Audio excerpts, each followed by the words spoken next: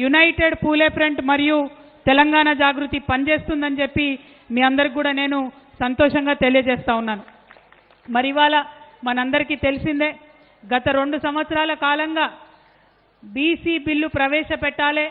కామారెడ్డి డిక్లరేషన్లో కాంగ్రెస్ ప్రభుత్వం ఏదైతే బీసీలకు 42% రిజర్వేషన్ ఇస్తామని చెప్పిండ్రో అది సాధించుకునే వరకు వదిలిపెట్టమని చెప్పి మరి గత 2 సంవత్సరాలుగా నిరంతరం కూడా ఇక్కడ ఉన్నటువంటి సభ్యులందరం కూడా కృషి చేస్తున్న విషయం మీ అందరికీ తెలిసిందే. ఇప్పటి వరకు యూపీఎఫ్ కన్వీనర్ గారు బొల్ల శివశంకర్ గారు మాట్లాడి విస్తారంగా మొత్తం ఇప్పుడున్నటువంటి రిజర్వేషన్ అంశాన్ని కూడా వారు వివరించడం జరిగింది. ఒకటే ఒక మార్పు మనందరం కూడా కోరుకునేది, రేపటి నాడు బీసీలకు 42% రిజర్వేషన్ సాధించుకుంటాం, అందులో ఏం అనుమానం లేదు. సాధించుకునేటప్పటికీ బీసీలలో ఉన్నటువంటి ప్రతి ఒక్క కులం వారు కూడా మరి వారి హక్కులు వారికి తెలిసి ఉండాలి. బీసీలలో ఉండేటటువంటి ప్రతి ఒక్క కులానికి సంబంధించిన వారు, ప్రతి ఒక్క జిల్లాలో ఉన్నటువంటి వారు చైతన్యం తెచ్చుకోవాలి. ఇంకా అనేకమైన కులాలు ఉన్నాయి. వార్డు మెంబర్ కూడా రానటువంటి కులాలు బీసీలలో చాలామంది ఉన్నారు. సర్పంచులు కానటువంటి వారు బీసీలలో ఉన్న అనేకమైన కులాల వారు ఉన్నారు. ఇక ఎమ్మెల్యేలు కానటువంటి వాళ్ళైతే ఇంకా చాలా కులాలు ఉన్నాయి. పెద్ద కులాలైనా ఎమ్మెల్యేలు కూడా కానటువంటి వాళ్ళు, అసెంబ్లీ గడపనెక్కనటువంటి వాళ్ళు అనేక మంది బీసీ కులాల వాళ్ళు ఉన్నారు. మళ్ళీ అంతేకాదు బీసీలలో మహిళలు మరీ దారుణమైన పరిస్థితి. మరి ఎవరి మహిళలైనా దారుణంగా ఉంటుంది పరిస్థితి. అందుకే మహిళలకు రిజర్వేషన్ కావాలని కూడా కొట్లాడినటువంటి విషయం మీకు తెలిసిందే.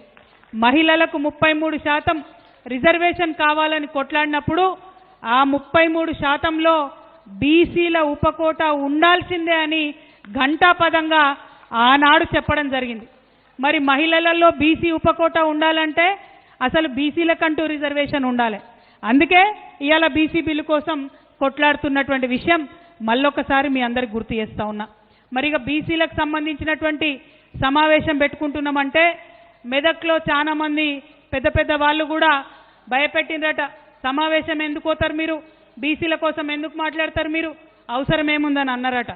వాళ్ళు అట్లా అడుగుతున్నారంటేనే భయపడుతున్నారని అర్థం. వాళ్ళు అట్లా భయపడుతున్నారంటే మనం ఖచ్చితంగా సమావేశం పెట్టుకోవాలని అర్థం. సమావేశం పెట్టుకొని మన హక్కుల కోసం మాట్లాడాలని అర్థం.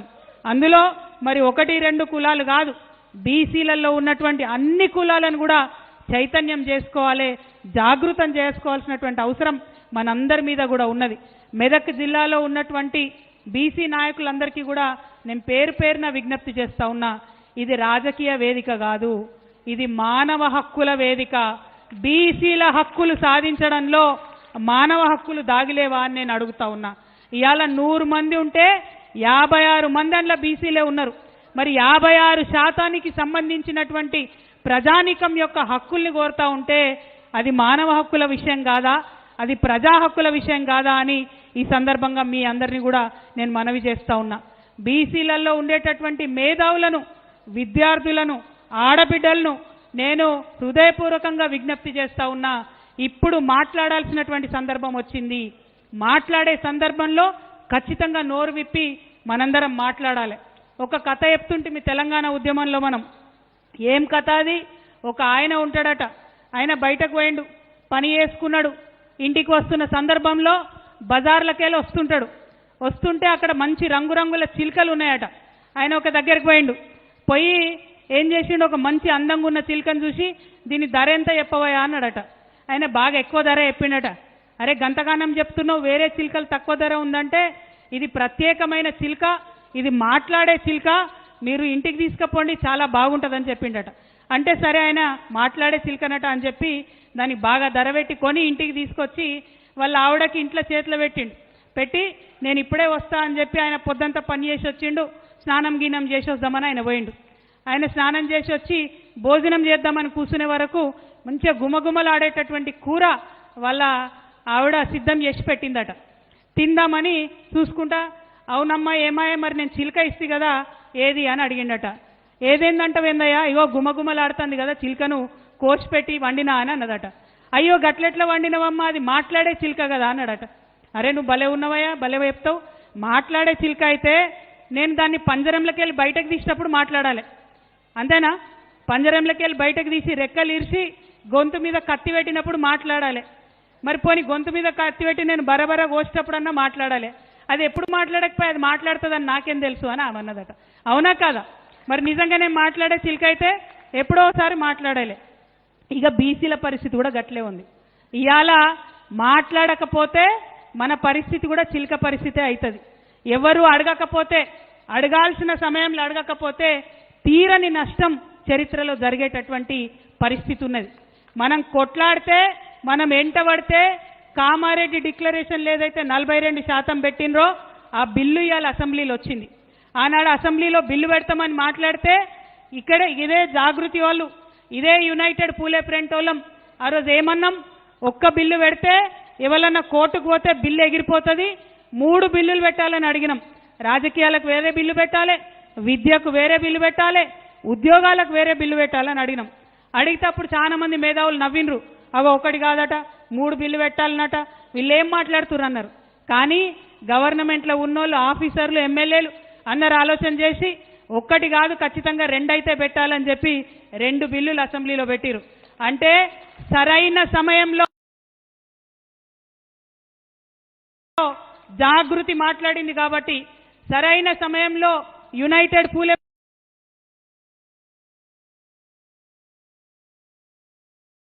ఫ్రంట్ మాట్లాడింది కాబట్టి ఇవాళ ఒకటి కాదు అసెంబ్లీలో 2 బిల్లులు పెట్టుకున్నాం.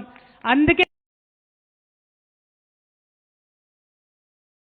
ఇక్కడికి వచ్చినటువంటి బీసీ బంధువులందరూ కూడా నేను విజ్ఞప్తి చేస్తున్నా, ఇప్పుడు మాట్లాడాలి, ఖచ్చితంగా మాట్లాడే సమయం వచ్చింది. మేము హైదరాబాద్లో మాట్లాడితే కుదరదు,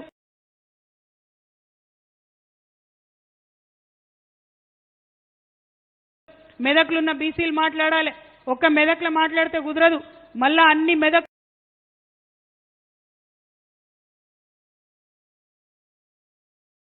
ఉన్న అన్ని అసెంబ్లీలలో, సిద్దిపేటలో ఉన్న వాళ్ళు, సంగారెడ్డిలో ఉన్న వాళ్ళు,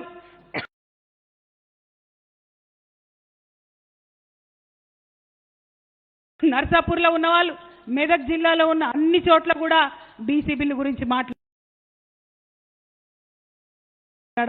ఎందుకోసం మాట్లాడాలి? మనం కొట్లాడితే 2 బిల్లులు పెట్టిండ్రు.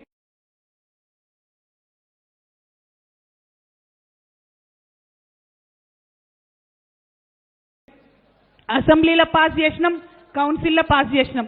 వాటిని తీసుకుపోయి ఏం చేసిండ్రు? ఢిల్లీకి పంపించారు. ఢిల్లీకి పంపించి కాంగ్రెస్ వాళ్ళు చేతులు దులుపుకున్నారు.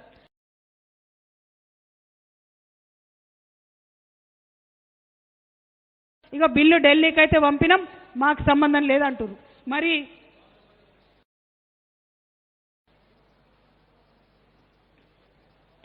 మరి మా బీసీ అన్నదమ్ములు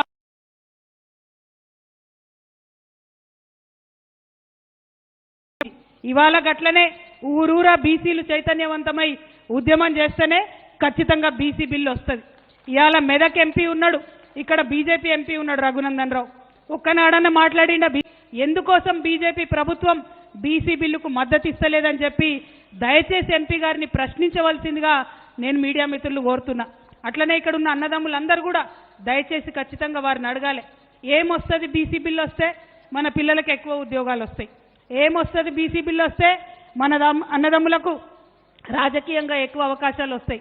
ఏమొస్తుంది బీసీ బిల్లు వస్తే? మనకు ఊరూరికి, గ్రామ గ్రామానికి బీసీలకు ఎక్కువ నిధులు వస్తాయి, మంచి అవకాశాలు వస్తాయి, జీవితం మారిపోయేటటువంటి పరిస్థితి ఉంటుంది. కాబట్టి ఖచ్చితంగా కొట్లాడాలి. ఎస్సీ ఎస్టీలకు మీకు తెలుసు మొదటి నుంచి రాజ్యాంగంలో హక్కులు ఉన్నాయి కాబట్టి ఇష్టమున్నా లేకున్నా చచ్చినట్టు ఎమ్మెల్యేలుగా, ఎంపీలుగా ఎస్సీలను ఎస్టీలను గెలిపించుకుంటున్నారు. అవునా కాదు? మరి బీసీలకు ఎందుకు రావు అవకాశాలు? ఒక్కసారి దయచేసి అందరూ కూడా ఆలోచించాలి. నిన్నగాక మొన్న కాంగ్రెస్ ప్రభుత్వంలో కులగణన అని చేసిండ్రు, మేము మొత్తం లెక్క పెట్టినామని చెప్పిండ్రు. ఆనాడు కూడా ఒక జాగృతే మాట్లాడింది, మీరు ఇతరులై పెంచి చూపించిర్రు సంఖ్య, బీసీలై తక్కువ చేసి చూపించిరని మాట్లాడినాం. మేము ఇవాళ ఒకటే డిమాండ్ చేస్తున్నాం, నిజంగానే కాంగ్రెస్ పార్టీ వాళ్ళు చిత్తశుద్ధితో కులగణన చేసుంటే అన్ని గ్రామ పంచాయతీలలో పెట్టుండ్రి డేటా, వివరాలు వెల్లడించండి, ఏం లెక్కనో చెప్పండి. ఊర్లలో అయితే మనకు తెలుస్తుంది కదా ఏ గడప ఎంతమంది ఉన్నారో తెలుస్తుంది మనకు. దూద్ కా దూద్ పానీ కా పానీ హో జాతా. పెట్టమంటే పెట్టరు, భయపడతారు. భయపడుతుర్రంటే అర్థమైంది వాళ్ళు మనకు కరెక్ట్ చెప్పలే, అబద్ధాలు చెప్పిరని అర్థం. కాబట్టి ఈ అంశాలన్నీ కూడా దయచేసి మనం దృష్టిలో పెట్టుకోవాలి. ఇప్పుడు మనం చేసిన పోరాటాల ఫలితంగా రాష్ట్రం నుంచి బిల్లు పాస్ అయింది, కేంద్రం దగ్గర ఉన్నది. మరి కేంద్రానికి మన బీసీల సత్తా తెలవాలంటే, మన తెలంగాణ బీసీల పౌరుషం అర్థం కావాలంటే ఇవాళ మనం కేంద్రం మీద ఒత్తిడి పెంచాల్సిన అవసరం ఉంది. ఎట్లా ఒత్తిడి పెంచుదాం? ఖచ్చితంగా ధర్నాలు చేయాలి, వంట వార్పులు చేయాలి, తెలంగాణ ఉద్యమంలో ఏమేం చేసినామో అవన్నీ చేయాలి. అవన్నిటికన్నా ఎక్కువ ఖచ్చితంగా కేంద్రానికి తెలవాలంటే మొట్టమొదటి కార్యక్రమంగా మీ అందరినీ మెదక్ జిల్లా నుంచి నేను అనౌన్స్ చేయాలనుకున్నా. మొట్టమొదటి కార్యక్రమంగా మన డక్కన్ నుంచి ఢిల్లీకి పోయేటటువంటి రైళ్లన్నీ కూడా ఆపుదాం. వచ్చే నెల ఇవాళ 17 జూను కరెక్ట్ నెల తర్వాత 17 జూలై రోజు రాష్ట్ర వ్యాప్తంగా మీ అందరూ ఒప్పుకుంటే రైల్ రోకో కార్యక్రమం బీసీ బిల్లు కోసం చేస్తామని నేను అనౌన్స్ చేస్తా ఉన్నా. తెలంగాణ జాగృతి యునైటెడ్ పూలే ఫ్రంట్ ఆధ్వర్యంలో ఈ రైల్ రోకో కార్యక్రమం రాష్ట్రంలో ఎక్కడైతే అక్కడ చేస్తాం. అన్ని బీసీ సంఘాల నాయకులను కలుపుకుంటాం. అన్ని జిల్లా కేంద్రాలకు పోతాం. ఈ నెల రోజులల్లా అందరినీ కూడా బతిమలాడి బామాలి వారి హక్కుల గురించి వివరించి అందరం కూడా వచ్చి రైల్ రోకో చేద్దాం. అప్పుడైతే ఢిల్లీలో కూర్చున్నటువంటి నాయకులకు మన డెక్కన్ పీఠభూమి యొక్క పౌరుషం అర్థమవుతుంది, మన తెలంగాణ బీసీల యొక్క పౌరుషం అర్థమవుతుంది. ఈడికెళ్ళి బిల్లు పాస్ చేయించి పంపితే అక్కడ పెట్టుకోవద్దు, తొందరగా మళ్ళీ వెనక్కి పంపాలనే విషయం వారికి అర్థమవుతుంది. మరి ఆ బిల్లు వచ్చే లోపలనే కాంగ్రెస్ ప్రభుత్వం కుట్ర ఏందంటే ఇది వచ్చే లోపలనే ఎలక్షన్లు పెడతారట. ఎంపీటీసీలు, జెడ్పీటీసీలు, సర్పంచులు ఈ బిల్లు వచ్చినా రాకున్నా పెడతారట. జరగనిద్దామా? మరి ఎన్నికలు జరగనిద్దామా? లేదంటే ఏం చేయాలి? అంతేనా? అప్పుడేనా? మరి మెదక్ జిల్లా వాళ్ళ మాట కరెక్టే ఉంటుందా? ఖచ్చితమే ఉంటుందా? మరి ఇది కేసీఆర్ జిల్లా. మరి నేను చెప్తున్నా, మీరు మాట ఇచ్చి వెనకకు ముందుకైతే కేసీఆర్ గారికి మాట వస్తే సుమా అది ఆలోచన చేసుకోవాలి. ఆలోచన చేసుకొని ఖచ్చితంగా దయచేసి నాకు మాట ఇవ్వండి. వాళ్ళు కాంగ్రెస్ పార్టీ వాళ్లకు హెచ్చరిక చేస్తూ ఉన్నాం. మీరు బీసీలకు 42% రిజర్వేషన్ ఇస్తామని చెప్పిండ్రు. ఇయ్యకుండా ఎన్నికలకు పోయే ప్రసక్తే లేదు.